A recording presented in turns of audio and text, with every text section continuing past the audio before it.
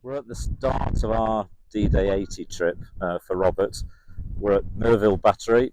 I think I sent you all a little map of this area, and it's significant to Robert because it was where, hours before the landing on the beaches happened, the parachute regiment had to drop down here to take out the four big guns that were here. And you can just see in the distance there, in case with number four on the left hand side and three on the right of it. We're standing on number two, and this was the area that they had to target, and they were successful. But it's a real nightmare story, this one here.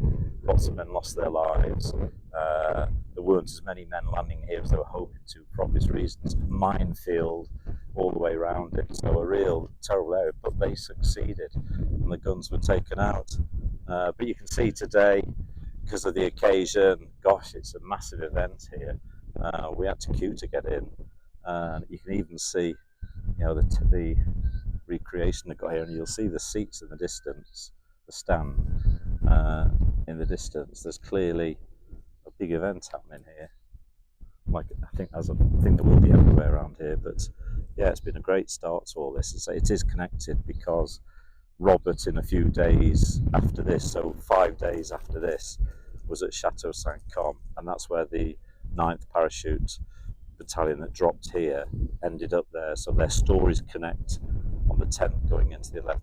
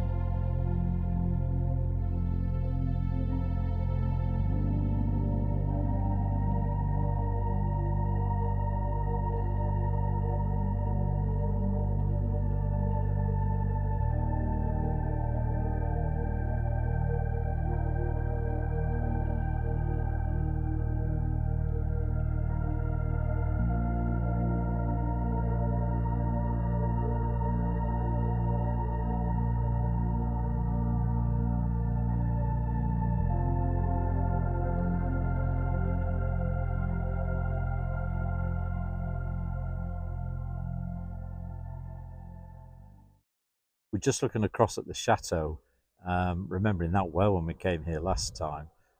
What I've since found out is the path road going up to it either side of that, there were two ditches either side of that. The soldiers were dug in. These were the 9 paras, not the Black Watch. So the chateau was almost left alone on this night, worried about it would be dangerous to go inside. But where Robert started on the morning of the 11th up towards Breville, if we just swing round, and it is literally opposite the road into the chateau, I referred to Sunken Lane, and this is the Sunken Lane that the Red Watch arrived. And I'll quote the story from the people involved. Colonel Otway, who was in the colonel of the 9th Paras, said he saw a group of soldiers with red tabs on and thought, what the hell's going on? They were wide open and there were Germans on the round. He found the Black Watch Brigadier, Lieutenant Colonel Thompson, and asked what was going on. He was hoity-toity and said, why? I said I was the commanding officer of the 9th Parachute Regiment Battalion, and he replied he was going to attack the Germans up the road to Breville. I asked him not to do it. The hedge was thick and there were potentially 100 to 200 Germans up there. He haughtily said, I know what I'm doing, and I said, with the greatest respect, sir, I don't think you do. I then said I would not take any responsibility if you attack across that field. So I think this just adds to the tragedy of it all. And here they were. This conversation would have been happening down this sunken lane that we're looking at, and all those men digging in overnight, ready for the massacre that we knew was to happen. It's just such a tragedy. And God bless you, Robert. This was your last night. Was down the track we're looking at. We're in the last few minutes of Robert's life, tragically here. We really are in the fields that he and the Black Watch walked across. It was 4:30 in the morning. The company emerged from the trees at the sunken lane, and you can see by the waters, you can see the line of trees there. That's where the sunken lane was, so they were pretty hidden there. They came over the top, walked into the field with their rifles at the ready. This sounded very much like a First World War story of in a line just marching blindly forward. They were warned not to do it as well, which makes this even more horrendous. At 250 yards, they arrived at a hedgerow, which is where now Jeff's looking across an open field now, but it had a hedgerow there at the time, gave them cover. At that point, they were safe. And they advanced to the next hedgerow, which is the line of trees that we're just looking at now. So there was some shelling from there, but they got to there reasonably safely. As they go through the trees we can see here, hedgerow at the time, in the field you can just see sloping up. That is where pretty well everyone in A Company, which I'm guessing Robert must have been, they were absolutely decimated. And within minutes, so many of them had been killed, 100 killed and 200 casualties. It was just wiped out. It says that few survivors lying on the ground tried to return fire. The firing was coming from the right as we're looking at it. But mortars then came over, so all those who were on the ground and trying to fight, their days were numbered as well.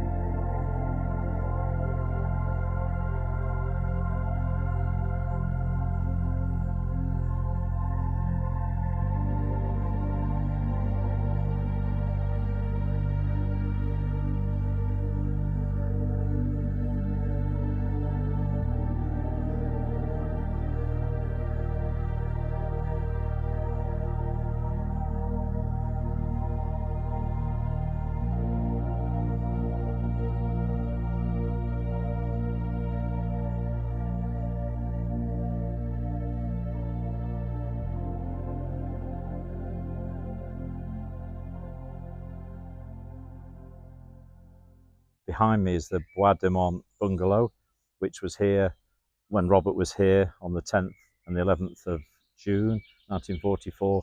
And we know this is such an important piece of history because the bungalow was basically a temporary hospital. So the horrors of all the men coming here and reading the story around it all, it must be an absolute nightmare. They said that the jeeps from the fighting on the morning of the 11th were bringing just so many dead men coming back, and clearly Robert is one of them. So where we're looking now, to the left of the bungalow, sort of in the slope there, is where they set up the temporary cemetery. So we know that Robert, when he was first brought back fatally wounded from the fighting, was buried in that field in front of the bungalow. So I just think it's remarkable for us to be here and share it with you all. And I'm sure whether you're at school or you're in Robert's family, this must be an incredibly moving shot. Jeff and I are just so honoured to be able to share it with you. Just alongside the bungalow is this brilliant little preserved building, this little barn that had the medical supplies in it. So it would have been right in the heat of all the horror that was coming. And not only is it brilliant that it's still here today, but when you come into it, Jeff's going in it now, remarkably, it's not Black Watch. They're the men of the 9th Parachute that I said were digging in here before Robert and his battalion came in. But on the wall, all these years later, some of these men had put their names on the wall. It's just an incredible relic of what went on around here. I just hope, oh, God bless them all, I just hope most of them survived. I'm going to finish looking at the bungalow with a really, really poignant comment from a gentleman called James Bramwell, who was with the 224th Field Ambulance. He'd experienced the nightmare of the dead and the dying here, and this is his quote: "There was an atmosphere, a strangeness of the quiet times when nobody was shouting, when you could hear the cows in the fields down below and the twittering of the birds. You got the feeling of the reflux of nature on the fiendish, of how it would be in a few years' time, when we'd all gone, when the relatively few scars had been removed. Nobody would ever know." Well, I think we can say we know, and we're here now, and we're remembering all of them, James, on your behalf as well.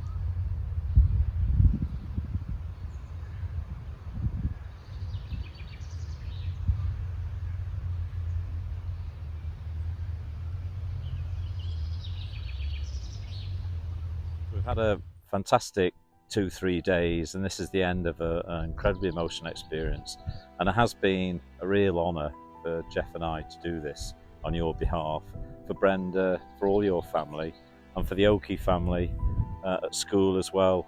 And you can see, again I'm going to say it, what an honour. We've been able to lay the two wonderful tributes from school and from you, Brenda, on your dad's grave. And I hope you all agree, it just looks really special.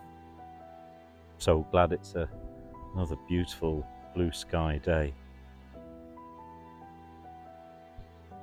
And the cemetery's in incredible condition, as beautiful as ever. You can just see all the roses everywhere, and there's clearly been some sort of an event here. You can see from the wreaths by the cross of sacrifice, and there's a little candle underneath every headstone that could just light up at night, and we're guessing how special that would look.